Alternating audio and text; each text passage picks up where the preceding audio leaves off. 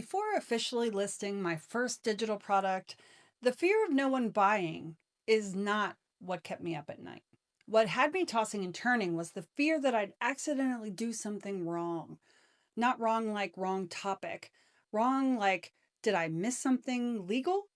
Wrong like what if this file doesn't download? Wrong like am I even allowed to sell this?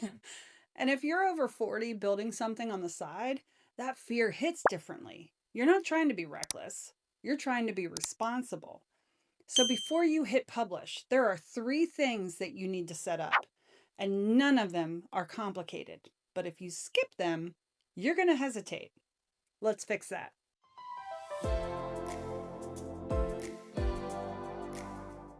Here's what no one really talks about in the digital product space. Most people do not stall because of the tech. They stall because of competence anxiety. You start asking questions like, Do I need an LLC? Do I need to register a copyright? Do I need terms and conditions? What if the file doesn't open? What if someone shares this? What if I accidentally break a rule? and suddenly your simple PDF feels like a federal case. Meanwhile, creators online are saying, just launch it. Well, that works if you're 23 and just experimenting, but it feels very different when you've built a career and your identity is tied to doing things correctly. So here's how we approach this thoughtfully and responsibly. Before you sell anything, you're going to want to run 3 pre-flight checks: file integrity, delivery confidence, basic protection. And the third one is probably much simpler than you think. But first, let's start with the one that seems obvious and still trips people up. Check 1 is file integrity.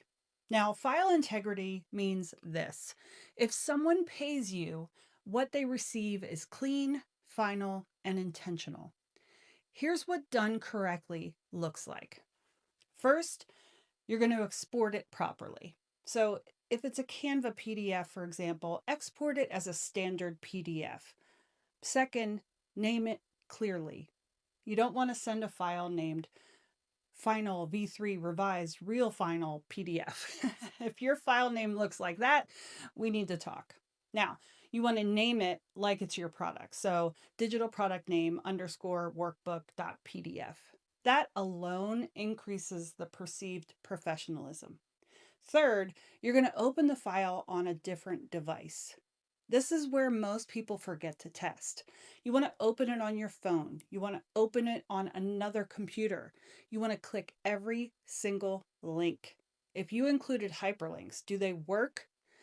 If you referenced bonuses, are they accessible? This one step eliminates most beginner mistakes. Now, fourth, you want to keep a master copy and a delivery copy. The master copy is editable.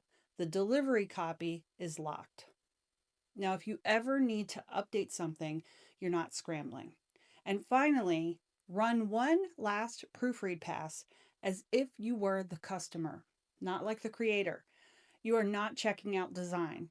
You're asking, if I paid for this, would I feel clear?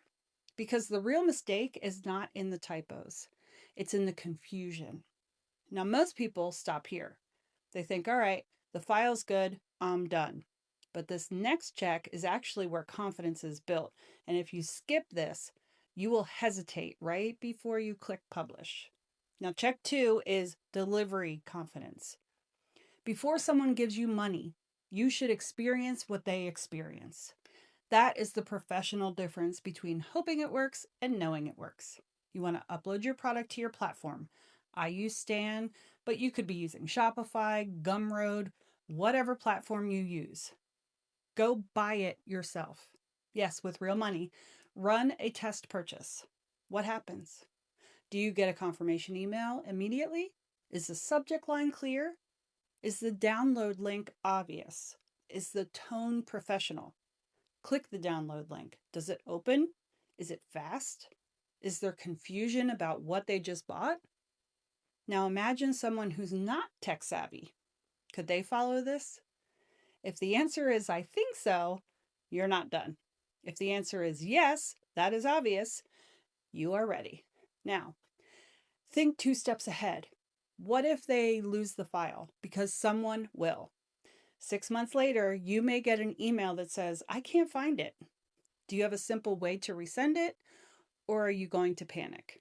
I keep a Google Drive folder called Products and one for freebies that holds all my master files and any versions I save along the way. Confidence comes from thinking ahead. And here is something important.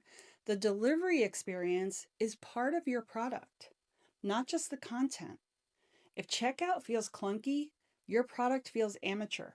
If the confirmation email feels clear and calm, your brand will feel structured. Now, this is usually where fear spikes. You've tested the file, you've tested delivery, and then you think, what about the legal stuff?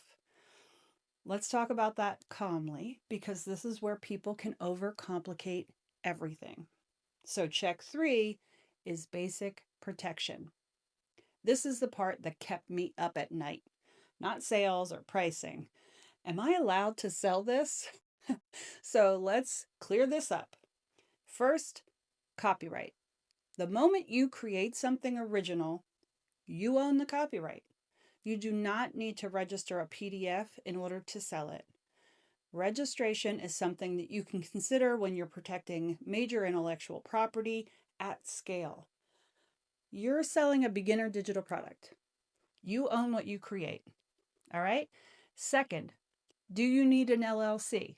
No, you don't need an LLC in order to start selling a digital product. You may choose to form one for tax or liability reasons, but it is not a barrier to listing your first offer. Third, basic usage clarity. Add a simple line.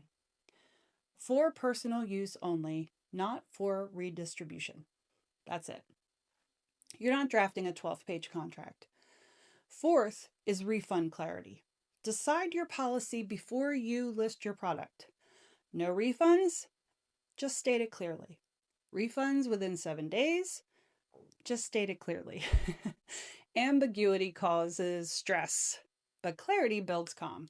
So if you have been quietly worrying about this, you are not crazy. You are responsible. And responsible does not mean complicated. Protection means intention.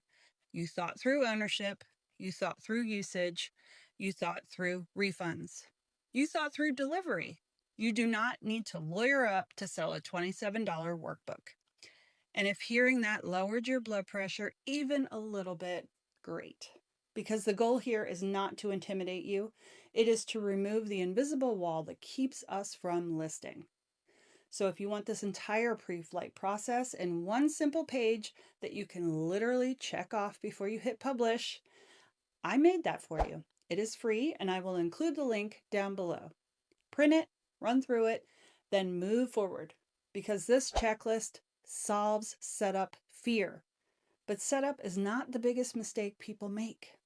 This is where we zoom out and look at the momentum shift. Most people think the scary part is in selling. It's not. The scary part is deciding. Once you have set this up properly, once you have run the pre-flight checks, once you realize you do not need an LLC and you do not need a lawyer and you do not need 42 systems, something changes. You start to feel capable.